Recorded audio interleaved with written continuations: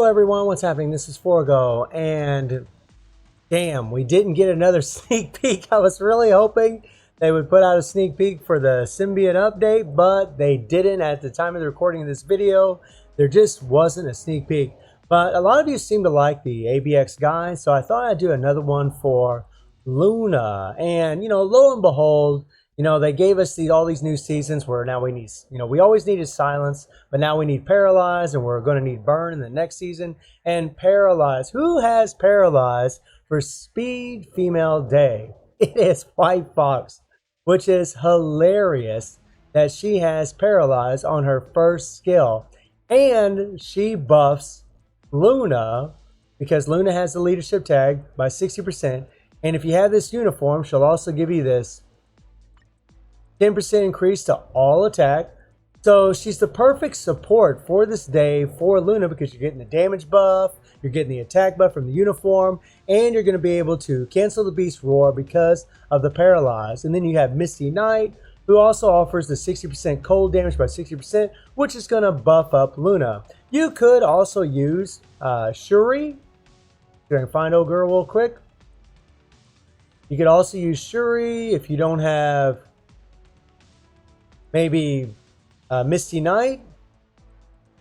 Yeah, girl. You could also use Shuri because she's available on this day as well. She's completely free to play. The only one that isn't free to play is Luna. You do have to pay crystals for White Fox, but personally, I think she's well worth it. She becomes extremely useful in World Boss and PvE content. She's just a very useful character to have. But so is Shuri because she has this 35% decreased damage received from supervillains and the increased damage to supervillains by 45%. So you could put Luna in the leadership and have Shuri on the team. As long as you have White Fox on the team, you're still going to get that paralyze. And that is what it's all about. I know that Black Widow is also available on this day. And Black Widow actually does have, I believe, paralyze. Yeah. No?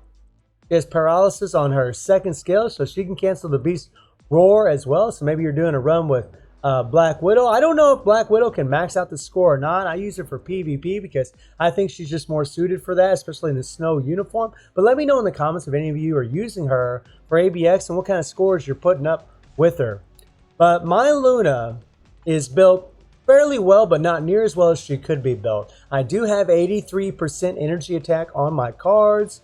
So my Luna has almost 39,000 energy attack. She has max attack speed, max crit rate, 178 critical damage. So she doesn't have max critical damage. 22% more critical damage would max this out, would make a big difference in her damage. She also has max ignore defense, max kill cooldown, and her dodge is at 62%. 75% would be max. So she has far from a perfect build to really do optimal damage. And there's that leadership tag that's going to help her benefit from White Fox's support. And then all of her gear, all of her Urus are amplified, and she has a mythic Uru here. The rest of her Urus are just 5-star, just 5-star Urus, no Odin's blessings, nothing like that. We got a couple 4-stars here. So I could definitely make Luna stronger than what she is for sure. I mean, so it's actually really insane that this character can actually cap the score without any Odin's blessings, without even having mythic Urus. It's actually freaking insane how strong Luna is. This won't even be a perfect run that I'm going to do.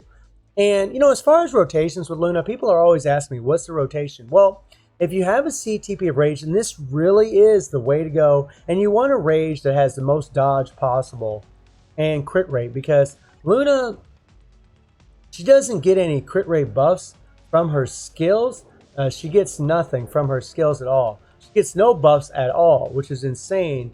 That's actually a testament to how strong she really is. Because if she did ever have a buff, it would just be nutso. But as far as her rotation, I'll just kind of run through what you can do with her. So when it comes to Luna's rotation, a lot of times what I like to do is I just try to start with the second skill. What you're trying to do is you're trying to get the proc to engage, and that proc's going to be up here in the top left hand corner, and whenever it lights up it's going to be green, and you have a 5-second proc on your obelisk. Whenever that proc lights up, so for example I'd hit the second skill, say the proc lights up. If that proc lights up, I'll cancel the 4 into the 5 into the 3. The 4 and the 5 you can cancel immediately. The second skill, you got to let it play out. The one skill, you let it play out till the ice cubes show up. So once the ice cubes show up, boom, and then you can go into the other skill. So you're kind of like doing a half flip, boom, and then you can go into another skill. You don't have to let the one play out. So the thing you always have to remember when you're playing Luna is that the 5 and the 4 can be canceled immediately. The damage from the 5 will just carry on after you cancel it. So what you're trying to do is you're trying to tie in as many skills together as you can while your damage proc is engaged. While that green is lit up in the top left-hand corner is engaged. When that thing starts, you really want to try to engage your 5th skill, your 4th skill, and your 3rd skill especially. So what I'm trying to do is I try to get the proc to engage with the 2nd skill, then I hit the 4, 5, then the 3, and then I'll hit the 1. During that 5 seconds to try to engage the proc. And whenever you use your tier 3, I mean, you're just going to use it when it's off cooldown and when it's ready to go. But if you can ever get it to where that 4th skill is off cooldown, try to hit your tier 3, then hit the 4th skill afterwards, and then go into your skills. This 4th skill decreases, has cold resistance, and it will work for a small amount of time against the beast, therefore increasing your damage because you do all cold damage skills. Now when you do her tier 3, you definitely want to have the SFX off, and by the way, when you're running Luna, you want to run on low settings. I'm actually going to be running on max settings, which is actually going to hurt my score. So keep that in mind. So some of you that have less energy attack than me, again, I have 83% energy attack. I know that's a lot, but a lot of you that have 50%, 60%, you're probably going to be able to max out the scores still, maybe even less if you have a bunch of Odin's Blessings on Luna. And she really is a character you should invest in if you're ABX focused because you can use her multiple times. So when you use the tier 3, you want to hit the tier 3, let her arm fly out, and then go into her skills. Now they kind of jumped away from her, so we're going to try to do that again. I couldn't cancel it. And that's the thing, you know, if the beast does jump away from you, you won't be able to go into your skills. So we're going to hit the, there we go, and the arm comes out and then go into your other skills. Just like so. Remember, your 4 and 5 can be canceled immediately. Your 3, you must let the 3 play out. Let it go all the way to the end so you can get them spikes to come out. Because if you cancel it early, guess what? You don't get those spikes. So that's the thing to remember. You know, just make sure you're trying to keep the 4th, the 5th, and 3rd skill especially while your proc is engaged, and try to get that 1 in there if you can. That is what you're trying to do. There really is no solid rotation, and you'll notice in the run that I'll do is I'll actually take a break when I'm because you chain all of her skills together super fast.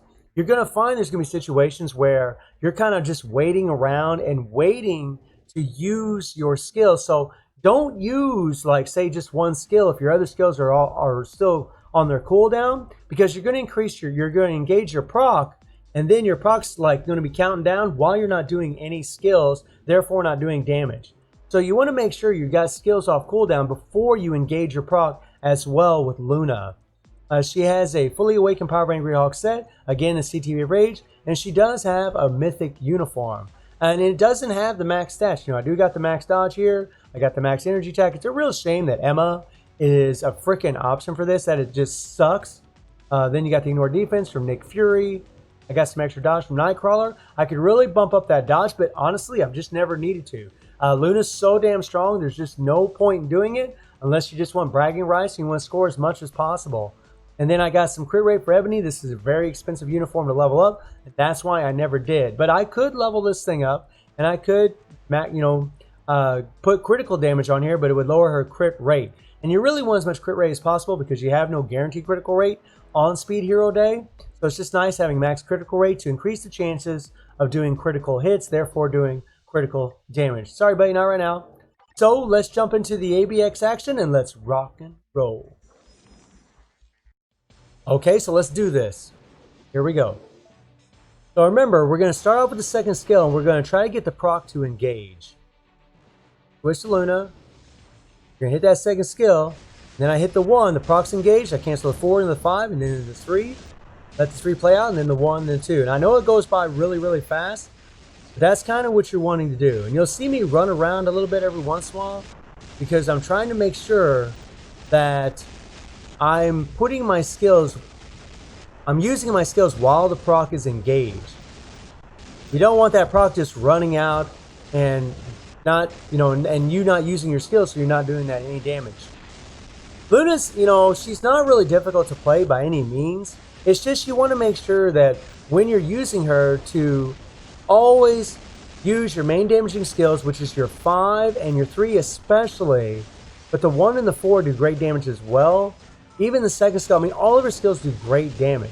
But you just want to make sure that you're using those skills while your proc is engaged. Now watch, I hit my tier 3, I hit the 4, and then I start going into my skills. Okay, we switch to White Fox. And sometimes when you use the charm from Luna, the timing changes as far as when the beast will come in and do its roar.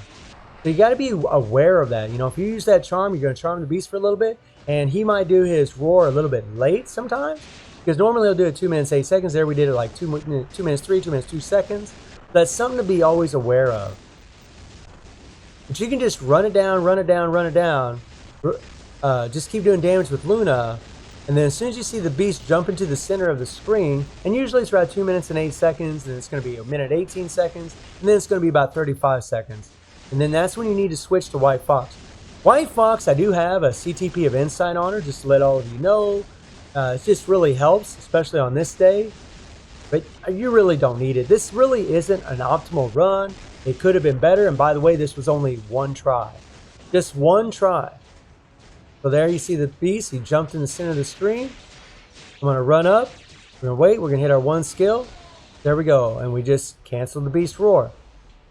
I'm not doing any set rotation with White Fox. I'm not doing anything. I'm just kind of doing whatever damage, clearing out some spawns, and then I'm going to switch back to Luna and start doing damage. Here we go. Now the proc is gone. We hit the tier 3, and we're going to start running through our skills.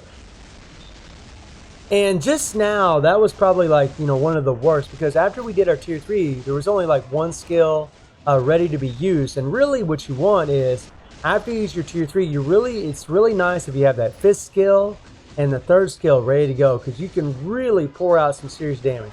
And here we're going to cancel the beast roar again. Boom. I mean, it's that simple. You just got to make sure that White Fox is next to the beast, do her 1 skill, and it's good to go. Wait for the bar to highlight in the blue, do the 1 skill, cancel the beast roar, do a little damage, then switch back to Luna. Here we go. And just now, you saw that I used my tier 3 and I had 4 skills ready to go. And that is really when you pile it on. And we're cutting it close.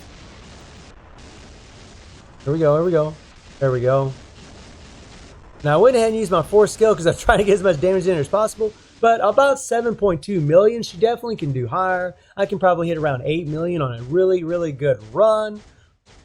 But the most important thing with Luna is just make sure when that proc is engaged that you have your 5th skill and your 3rd skill available. Make sure that you are chaining your skills together. And always remember that you can cancel the 4, the 5 immediately. They are instant canceled skills. Make sure to let that 3 play out. Make sure to let the 1 play out at least halfway through, and the 2nd skill play out. So hopefully this will help all of you out, and hopefully we'll get another sneak peek tomorrow. So I hope you enjoyed the video. Thank you for watching. Y'all take care and have a good one.